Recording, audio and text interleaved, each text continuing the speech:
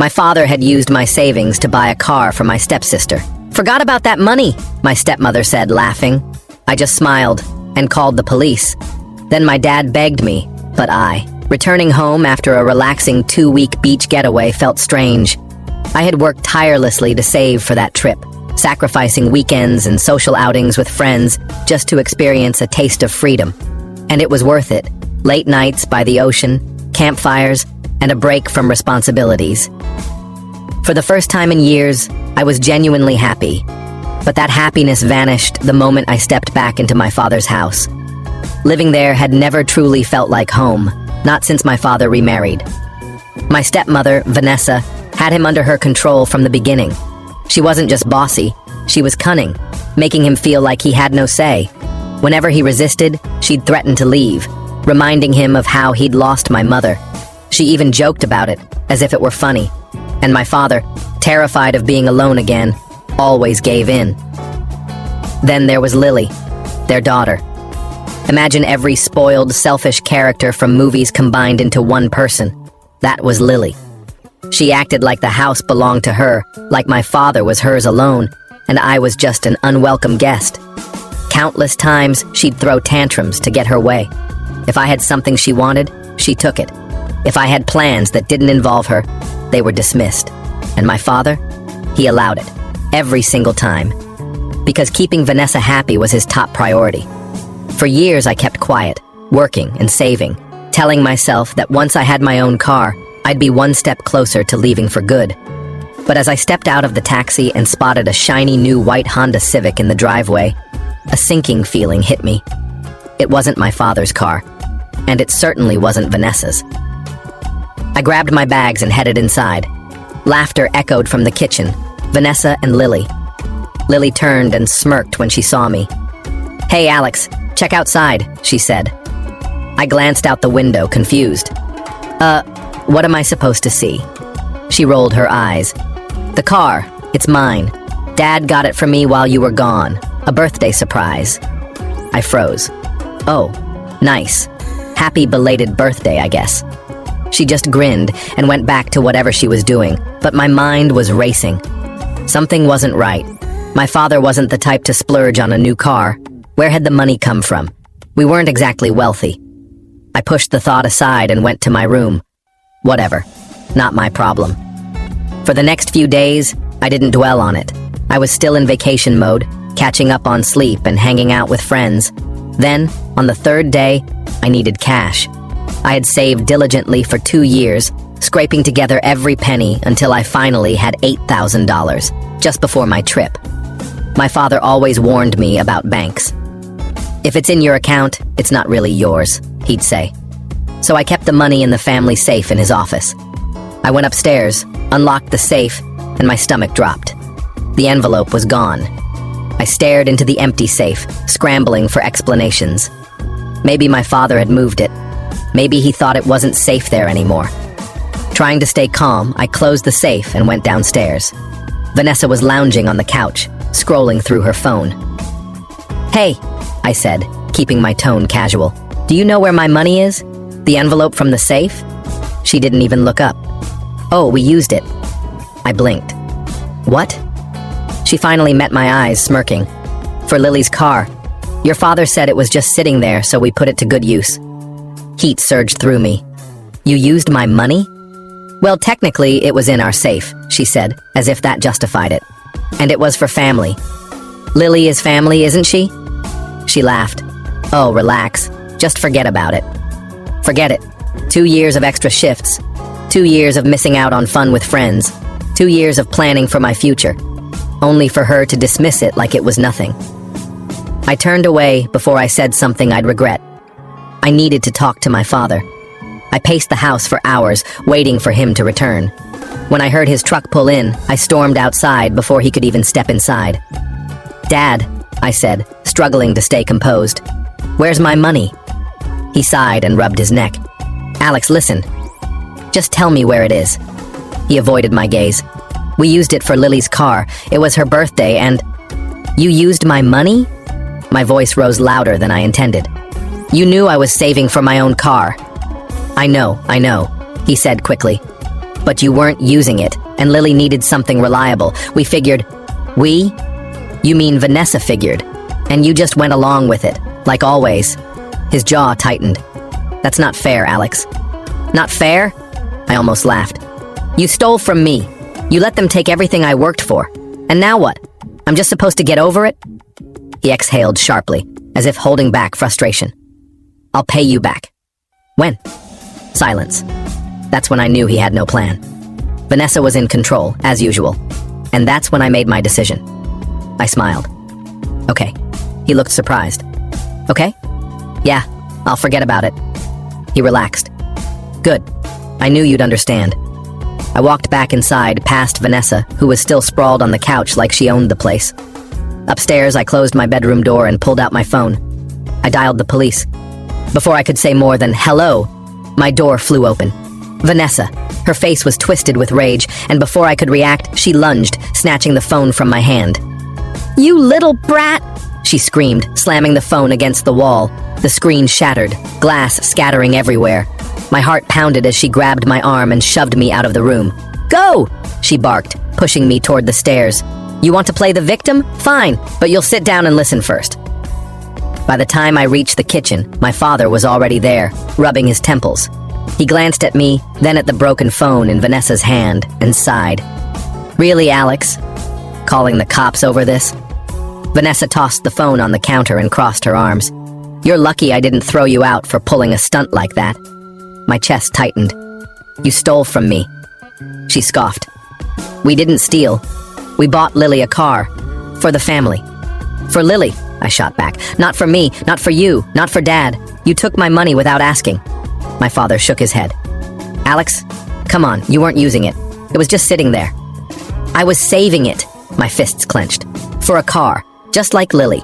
And now there's a car in the driveway, but it's not mine. You're being selfish, my father said. Lily needed it for school and responsibilities. And I don't have responsibilities, I snapped. I have work. I had plans. But none of that matters, does it? As long as Vanessa and Lily get what they want. Vanessa rolled her eyes. Stop whining. You live here rent-free, eat our food, use our electricity, and now you're throwing a fit over money we spent on our family. I couldn't believe what I was hearing. My money.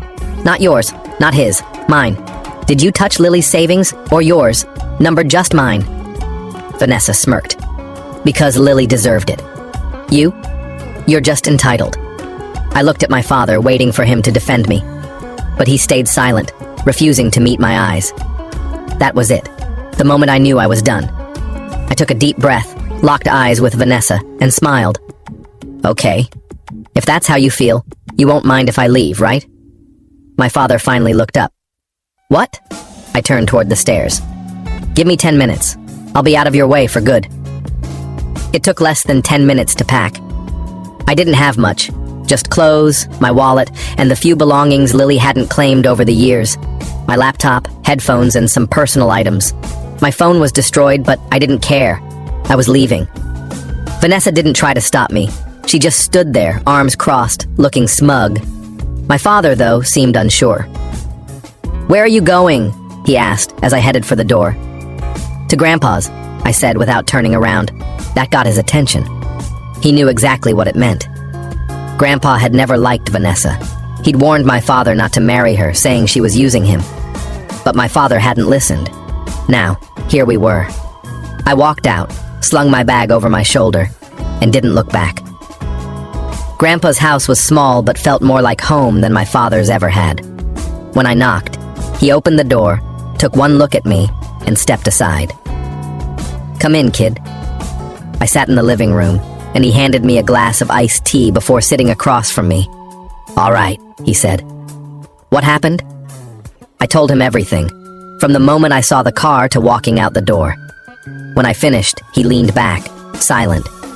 His fingers tapped the armrest, a sign he was angry. Then he stood. Get in the truck. I frowned. What? We're going to your father's house. Grandpa was usually calm and patient. When he acted like this, it meant he was furious. And when Grandpa was furious, people listened. The drive was silent. When we pulled into the driveway, my father was outside, as if waiting for me to return. But when he saw Grandpa, his face paled. "Dad," he said, voice shaky. Grandpa slammed the truck door and marched toward him. "Inside. Now."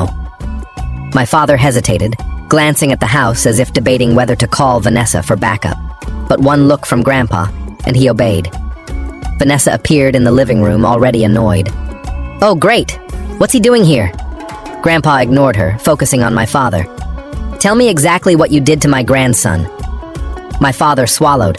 "It's not what it sounds like. You stole from him," Grandpa cut in. "You took his money without permission and gave it to your daughter. You let that woman walk all over you, and now you've driven your own child away because you're too weak to stand up to her." Vanessa scoffed. "Oh, please." Grandpa turned on her so fast she stepped back. "You, shut up. I'm talking to my son."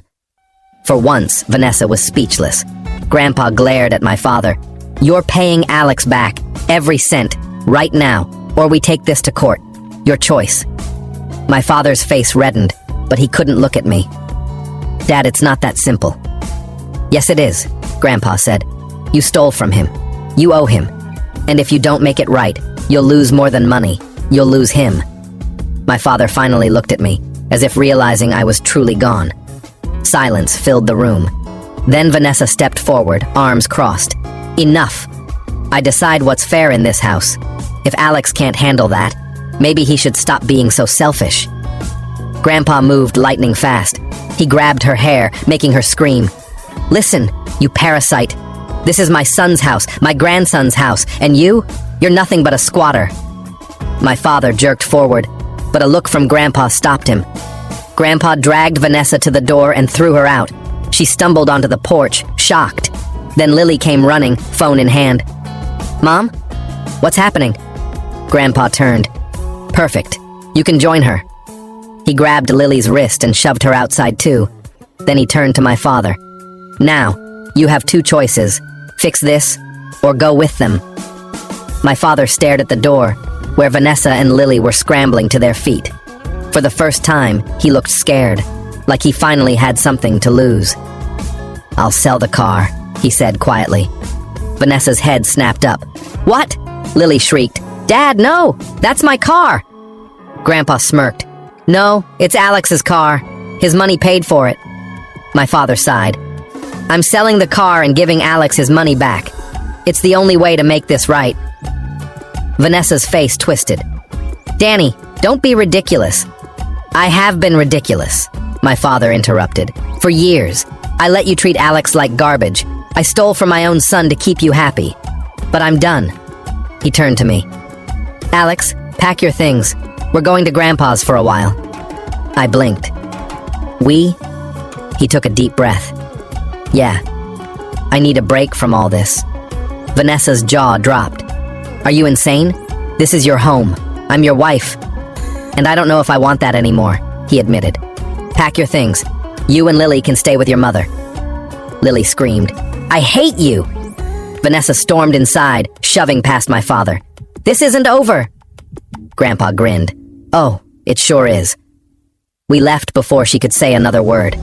A week later, Grandpa helped my father sell the car.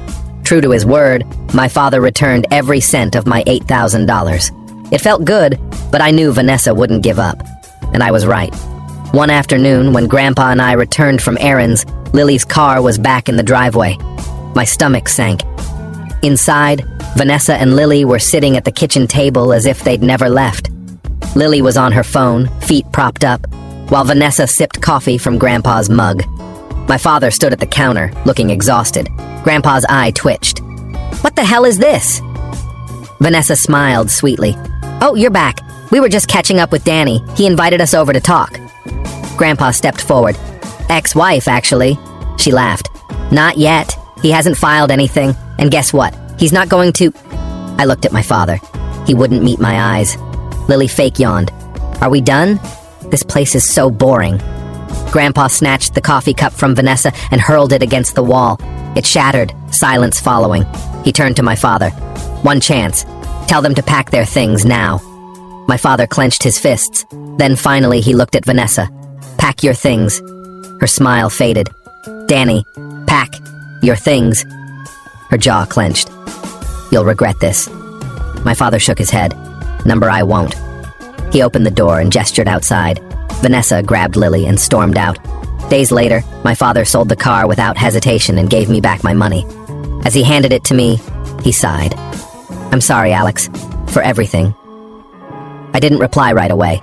For the first time in years, he felt like my father again. A week later, he filed for divorce. No hesitation, no turning back. When Grandpa heard, he clapped my father on the shoulder. "Took you long enough." My father sighed. "Yeah, it did." Then he turned to me. "Alex, I know I don't deserve it, but I'd like you to come home. No pressure." I glanced at Grandpa, who grinned. "Your choice, kid, but if you ask me, looks like your old man finally woke up." I thought about it. Then I smiled. "All right, let's go home." If you enjoyed this story and felt the emotions behind it, don't forget to give it a like, share it with others, and subscribe to the channel for more real-life experiences and heartfelt stories. Your support means the world, and it helps us bring more content like this to you. Thank you for watching, and I'll see you in the next video.